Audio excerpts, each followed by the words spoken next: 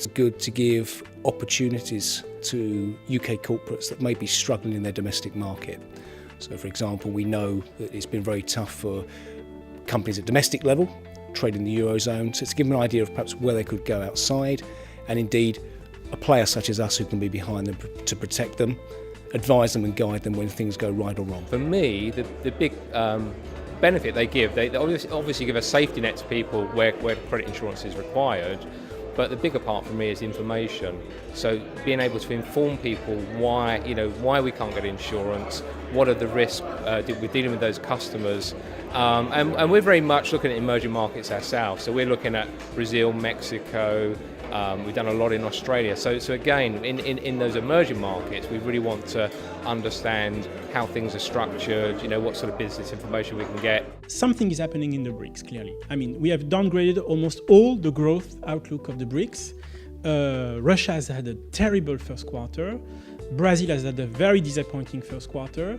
China, of course, as you know, has been a bit disappointing, although the numbers are okay. They are in line with what's more or less we expected, but they're also a bit disappointing. And India was not that great. So something is happening in the BRICS, and what's happening now, I think, is that those long-term issues that were more or less hidden behind the carpet are now becoming short-term problems. You name it, infrastructure in Brazil. You have now a problem of infrastructure that is really impacting growth. Governance in Russia, clearly. I mean, you see now that people and Russians do not invest in their countries. There is a lot of capital flights, and it's beginning to hurt your growth. Again, the first quarter was terrible. And China, so I will end with that. What is the problem with China, I think? It's leverage. I think there is a big issue now within the Chinese economy of leverage. And I would say the other sort of main engine of growth in emerging markets, this rising middle class and the opening up of trade opportunities, both within emerging markets, but also from the emerging markets to the advanced economies. Really, a lot of that engine is predicated on some crucial structural reforms and political stability in some of the emerging markets. And I think investors generally are getting a bit more nervous about some of the progress that we've seen on those reforms.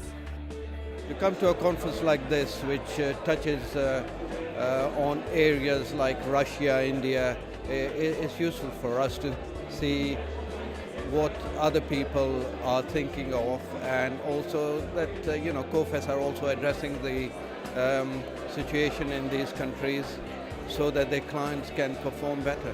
I think one of the publications that Coface produces, Country Risk, is invaluable. For us, looking at African countries, it has all the full economic backgrounds and history of the countries. So Coface as a whole, I think, does supply good information to clients like us. In some ways, it's comforting to know that we can apply for a risk, and there's an organization that has up-to-date information on the countries that we wish to deal with, and would give us their professional view of what we would face in those countries. And we take their ratings and opinion seriously. I mean, for us, we've got a broad spectrum of customers, and it allows us to know that the vast majority of our customers are safe risks. Coface have got lots of experience in understanding the metrics of their companies, and know that we can deal confidently with the customers that they feel comfortable supporting from an insured risk point of view. But at the same time, if there are risks out there in the marketplace with some of the customers that we don't have the resource and the experience to track, Coface as our partner out there, identifying those issues and alerting to them to us before they become a serious problem for us, and we think that's very valuable. I think information's the key, and so we are very lucky as an insurer because we're not just relying on publicly available information such as accounts or status information. It's also the experience of our policyholders, and when I say our policyholders, it's policyholders around the world, not just domestic, and they could be supplying the same corporate various different products or services. So you could have us insuring a major supplier or indeed a very small supplier. And the fact that one of them may not be paid or may not be paid on time, or payments start to slow, is a very good indicator that we can feed that information out to other customers. So we, as I say, have a wealth of information, and hopefully we demonstrated that during the course of the conference this morning.